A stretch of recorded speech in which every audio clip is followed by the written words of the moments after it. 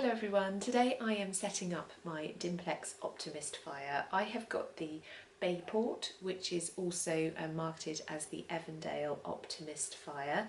I thought what I would do is show you what I have done to set it up and get it working, but also just talk you through some of the maintenance that I do to keep the fire working well. And because I just found the instructions a little bit difficult to follow, I just think it's always easier for somebody to show you what to do. So when you receive your fire, all of the components will be contained in a cardboard box inside, and I would just strongly recommend that you get everything out, all of the pieces of the fire out, including this little sump plug and instructions, so that you've got everything to hand. And just looking at the fire, when you come to maintain it and give it a clean, it's a good idea just to pop over all of this just very gently with a duster or with the dust attachment of your Hoover, just to get any dust out of here. Down here you can see that there's this almost like a little rectangular piece, and in front of that is the air filter, so you can take that out and give that a little clean with a brush, or give it a wash. Obviously mine is new, and then you can just pop that back in, make sure it's completely dry before you pop it back in. Another point I just wanted to show you is behind this little rectangular piece there's actually a little plug. Now it's stuck in behind, it's black, it's very hard to see, but that is where your sump plug end needs to go. So I just take the bottom part of the tank here and my sump plug, and the sump plug has got this little sort of rectangular tab on it, and you'll see that that is where that needs to sit. So there's a little sort of tab inside, so I'm just going to pop that in, and you need to make sure that that is in the right position and completely flat.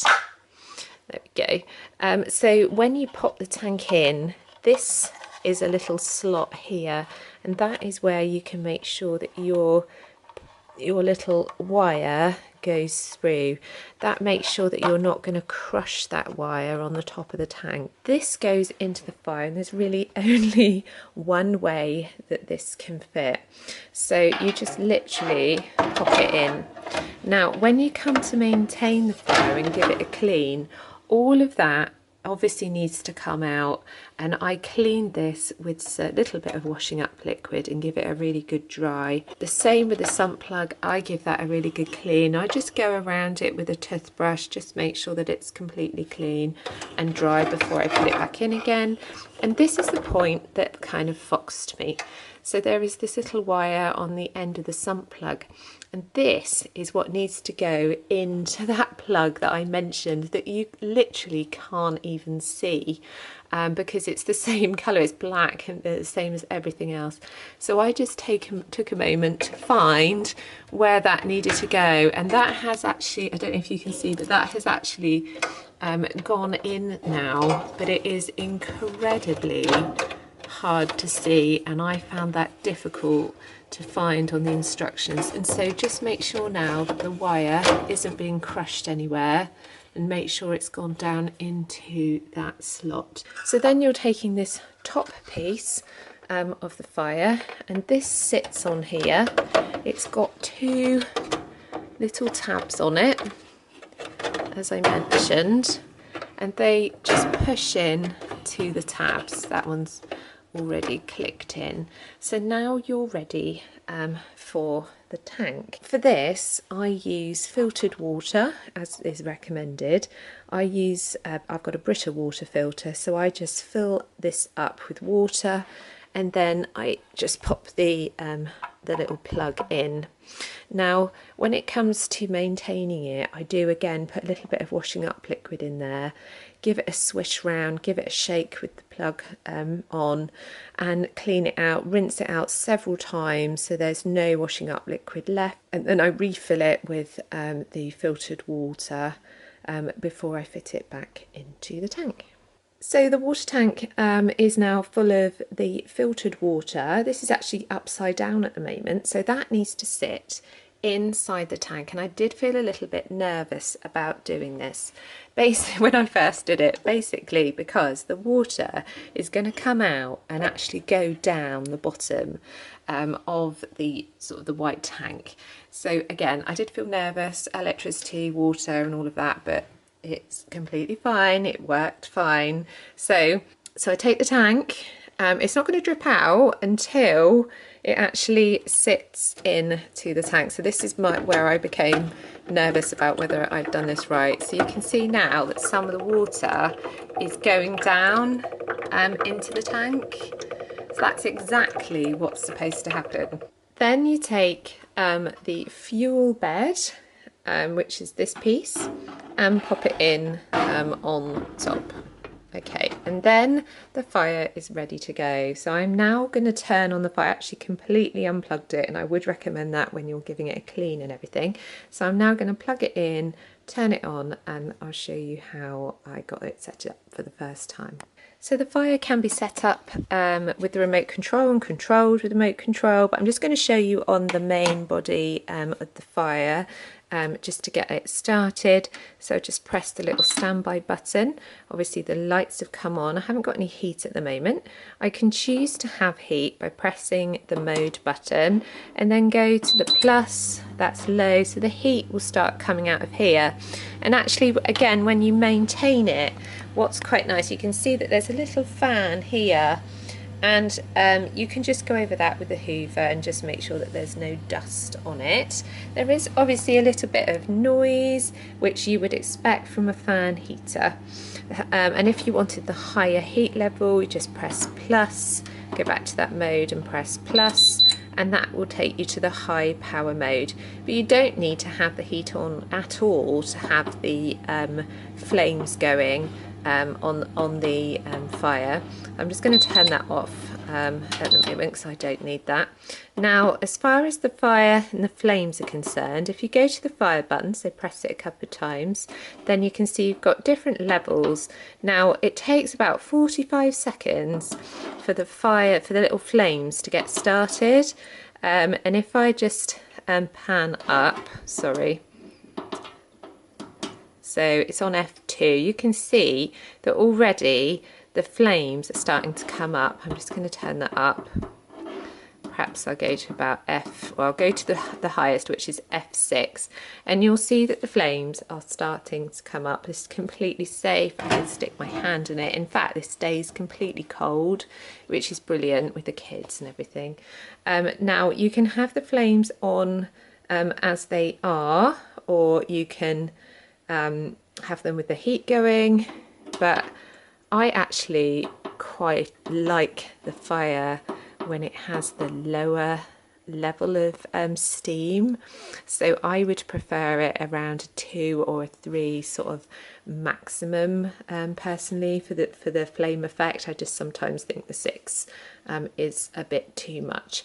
You can set the thermostat. You probably saw that as I went through. You can set that for what temperature you want it to come up to. Mine's set to 25. Again, you can set the fire level and the heat level. So at the moment, I might just, if I just pop that onto low, you can hear there is a little bit of probably residual noise, but when I got the telly on, to be honest, I don't notice it. And again, like I said, you can control it using the remote control. I do like this because I can literally press that and it will just turn it off. I love that because I can just turn it, look, oh, there we go, on. And then if I want to increase the flames, you can increase the flames here, you can increase the temperature, and then you can increase the, turn the actual fire on, the heat on. So it's really clever. The remote control is really, really simple. So I've had my fire now for about 3 months, and I wanted to just sort of wrap this up with a review of it. I am absolutely very, very happy with my choice with this stove. I am really happy with the size. It's fit perfectly. I did, if there'd been a bit more space, I would have liked to have got a bit of stovepipe, which you can get really cheaply, just to give it, you know, a bit more authenticity. I really like the fact that I can have the flames on and not the heat. That's brilliant. I also really love the remote control, which is so easy, and I can sit watching TV, press the button and switch it off or on. I really like also the fact that it's really safe. So I don't have to worry about, like, if it was a real wood burning stove, then there might be embers at night when you go to bed and things like that. I don't need to worry about that. I like the fact that there's no mess. I don't have to clean out ashes or anything like that. I like the fact that I don't have to go purchasing wood and chop wood and store wood.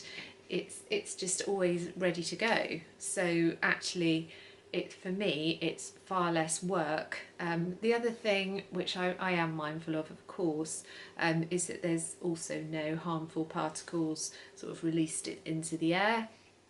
It's just water vapour. That's all it is. It's not flames.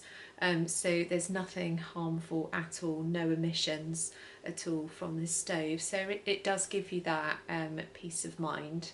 The other thing I just quickly do like about it is it's got a thermostat here. So you set it so that it will, if your room perhaps hits, I think I've set it to 23 degrees.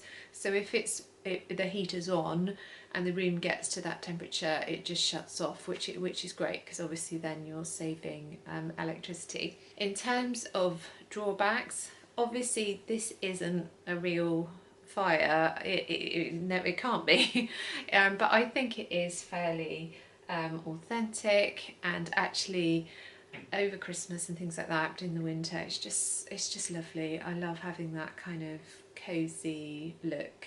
I guess the other drawback, yes, there is a bit of noise from the stove heater when you've got the heater on, but obviously when you've got the telly on or you're chatting, it's not something that I really notice. I don't think it's super loud. I've obviously added that to this video so you can hear the noise level. There is a bit, because obviously it is a heater and it's trying to warm the room. I suppose the only other con is that there is a little bit of maintenance involved, and obviously I've included that also in this video. So that's every couple of weeks it needs to be cleaned out. I guess it probably takes me about 10 minutes, which is far less than chopping wood and sorting out ashes and all of that. So every couple of weeks it does need cleaning. The other thing is that the tank itself, the orange tank, it has to have filtered water in it.